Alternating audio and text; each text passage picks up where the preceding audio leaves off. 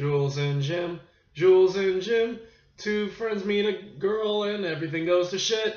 But that's what usually happens when two best friends meet a woman. She basically tears them all apart. Life sucks. I don't know. Hello there, Nate Jackson, Criterion Collection reviewer guy here, losing his voice slowly but surely. We are extremely sick right now, but we are trying to make it through this review. Hopefully we'll make it through without totally losing my voice altogether. Number 281, Francois Truffaut's Jules and Jim. And it's fantastic to see another great Truffaut movie. I don't know if I like this one as much as the Antoine Doinel series, particularly the 400 Blows. But once again, I mean, Truffaut proves that he was one of the greatest French directors, way better than Godard, extremely better than Godard, and just a little more humanistic, or just a little more loving, sweet than Renoir, 1962, 106 minutes, black and white, monaural French, blah, blah, blah, blah, blah. So, let me tell you all about this movie. This movie is about two friends named Jules and Jim. No, it isn't about Jules and Jim. No, of course. It's not about Jules and Jim. It's about her, Catherine. That's who it's about. Jean Moreau, of course. It's always about a woman, isn't it? Can't be just about two guys who just dick around like Withnail and I. Withnail and I worked. Of course, that was long after this. But anyway, I digress. Jules and Jim are these two guys who are best friends. They hang out and do everything together.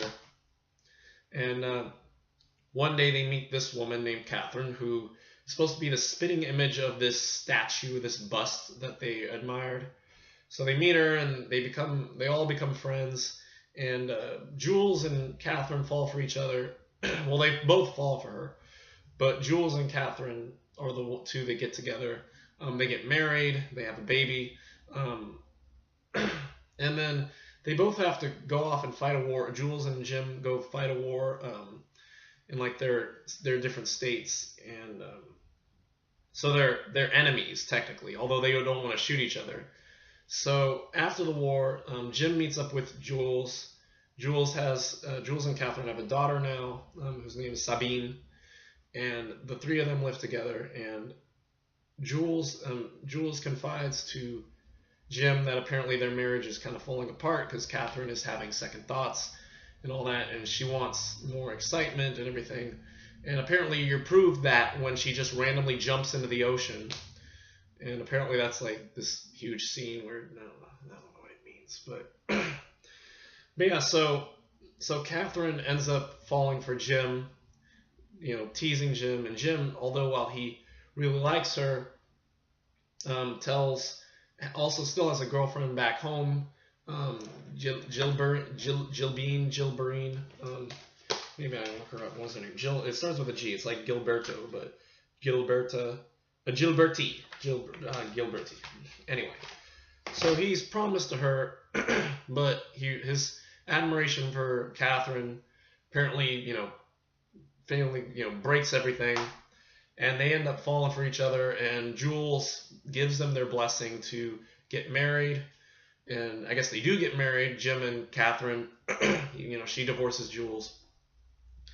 And Jules is so enamored with Catherine that, it's enough for him to just want to be with her, just want to be with the two of them, continue to live with them. They live in this house in Austria or something like that, this cottage. And so Jim and Catherine want a child, but apparently Catherine or Jim can't produce babies or whatever. So they can't have children because of him. And so he ends up leaving Catherine, I think, after a while. And he goes back to Gilberte. And Catherine's upset, so she pulls a gun on him. And she wrestles the gun out of his hands. He runs away.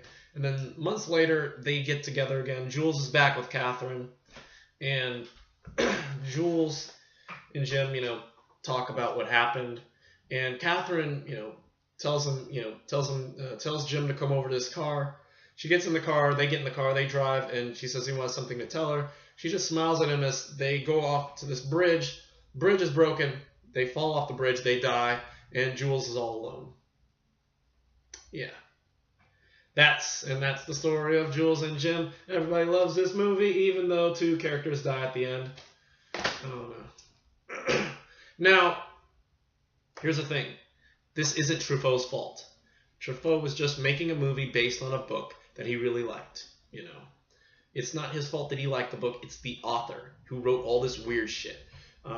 Apparently, the famous scene where Catherine dresses up as a woman named a man named Thomas and races them on this bridge is directly from the book.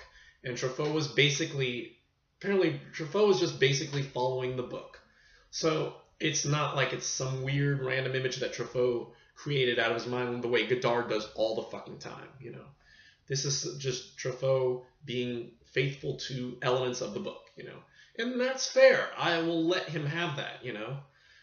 Especially when it's not as annoying as as Godard does it, you know. There are some things that Truffaut does in this movie that are similar to what Godard has done in the past, or Godard did with like film editing and all that, such as when Jules introduces Jim to Catherine. I guess in the previous, we meet some of their other girlfriends, and Jules allows Jim to date his girlfriends, but this one Jules really cares about, and so he tells, before they meet, Jules tells Jim, not this one, Jim. And when he says it, you see it like in subtitles over his, under his face. And that kind of felt like that felt very much like a Godard feel. There's a scene where Jules and Jim are playing dominoes, and Catherine wants one of them to scratch her back, and she ends up slapping Jules and then making these faces, like telling about how she used to be grim, and then she makes these faces, and the camera stops on certain points. You know, there's a freeze frame when she when she makes certain faces. And then she starts smiling and it freezes again. And that felt like, Godard crap, But I don't feel like, Truffaut was wrong for doing it. If he wanted to try that out, so be it.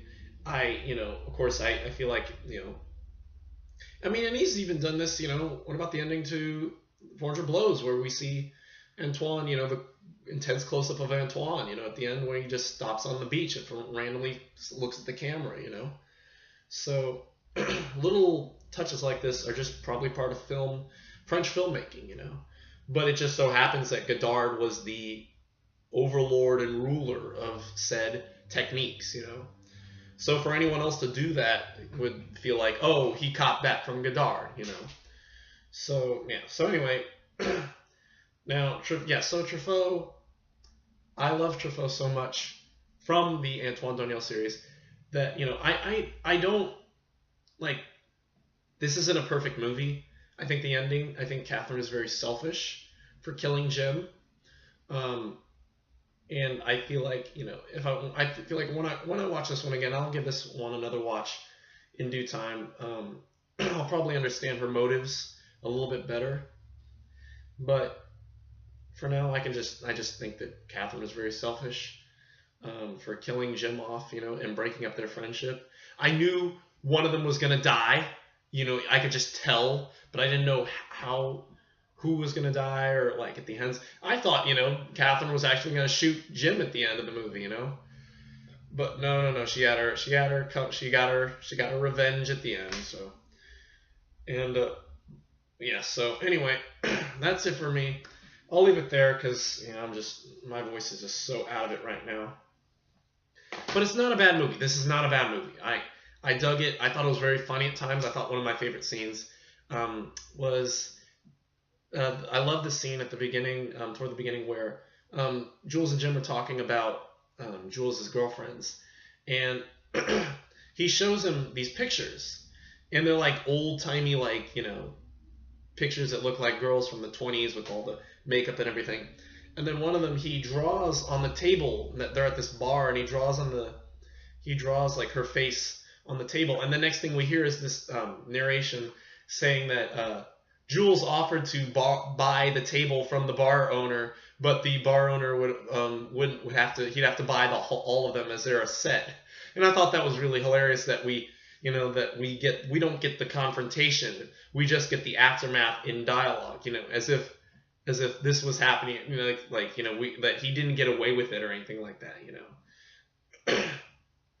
And we get it in such a way that just you know, is a very humorous way of doing it. So it's a very funny movie at times. A little bit corny with some of the scenes, like there's no, I don't understand. I guess I have to read the book to understand why Catherine dresses up as Thomas, you know.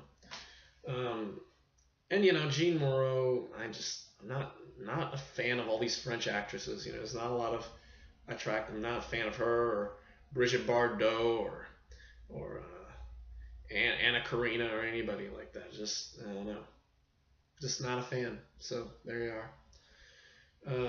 Anyway, so what do I give this one? I give it an A-. I'll give it an A-. I still think the entirety of the Antoine Doinel series are stronger, and I think that there are probably stronger movies than Jules and Jim. I'm you know, excited to see the other ones, like The Soft Skin, Shoot the Piano Player, Day for Night. I think Day for Night's probably going to be an interesting one. So yeah, I don't know if this is his strongest, but right now I think, you know, I mean, although I mean, maybe there are worse films than Jules and Jim. I'm sure that there are worse films than Jules and Jim. How about that? So anyway, yeah, so Jules and Jim, A-. I just so happen to get the dual format version. And I decided to check out the DVDs because I like knowing like how much they could fit on each disc, and versus the Blu-ray.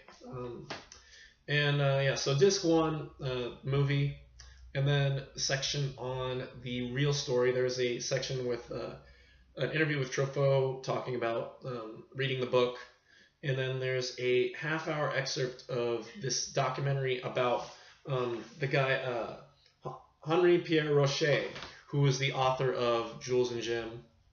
And I guess it was based on his real life. It was a real life story. He was caught up in this love triangle, and there's interviews with his friends and his son, and they talk about, you know, a little bit about the movie too, but mostly about their relationships and all that. And then there's the trailer, and that's disc 1. Disc 2 is everything else.